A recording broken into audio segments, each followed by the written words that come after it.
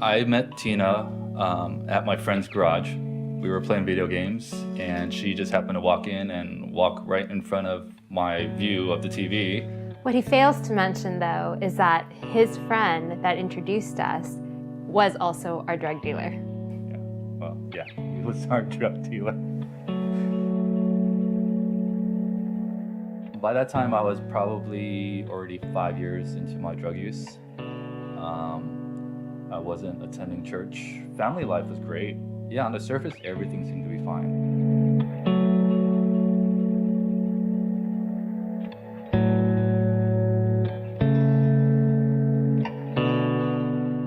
At that point in time, when I had met Young, I was a good student, just had this secret obsession and secret life of partying and, having drugs. Yeah, when the drugs were plentiful, our relationship was good. When the drugs were hard to get, our relationship was bad.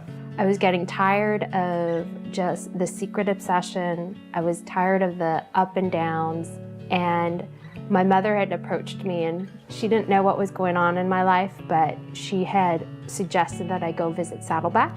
And I went to Saddleback Church without Young. I felt so motivated and so encouraged. But then I would go back into my lifestyle and would, forget about what was said that Sunday and dip back in. Every time I hit a low, I would come back to Saddleback Church, and Pastor Rick would speak a message that I felt was just specifically for me.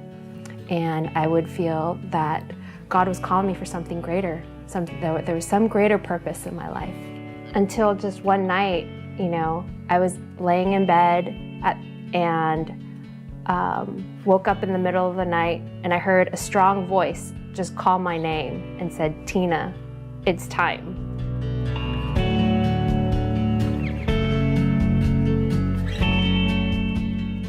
And so starting from that day forward, I just decided for that day I wouldn't use drugs. Pretty soon, the next step that God was calling me was to say that, hey, I don't want you to be doing drugs anymore, so you're gonna have to break up with Young. So I said, I'm going down this path. You're more than welcome to join me, but that means quitting drugs and going to church. And I know that that's not something you want to do, so see you later.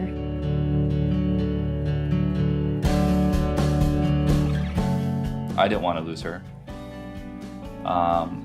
I wanted to stay with her, even if it meant giving up drugs. I think I loved her that much. I loved her more than I loved my drugs. But it wasn't as easy for me to give everything up. So Young came to me and said, I choose us, and I will do what you say that needs to get done. I'll get sober. I'll start going to church with you. Let's not break up. We ended up getting engaged in December. One of the other things that I thought was really important in getting our marriage off on the right track was to do premarital counseling at Saddleback. I didn't think we had that many problems to actually have to work out, but anything for her. I wanted our relationship to actually really succeed, so I said yes. We were fortunate to have two great people coach us through the whole thing. They recommended that we really join a small group, which I was totally apprehensive about. However, we quickly found out that our small group was the best decision. The group of people that we met were loving, fun, down to earth. We shared not only Bible studies and had the accountability, but we really just enjoyed being with these people and doing life with them. Tina's decision to get sober made me want to get sober, which in turn made the person who we were getting our drugs from get sober. He just happens to be my best friend, and he's also part of our small group today. But his decision to get sober affected a lot of people that were getting drugs from him. So it was kind of like this awesome ripple effect that just started with one act of faith and a decision just to walk with God. Looking back, I am just amazed at what God has done in our lives through Saddleback and small groups. And I'm really excited to see what He has in store for us next.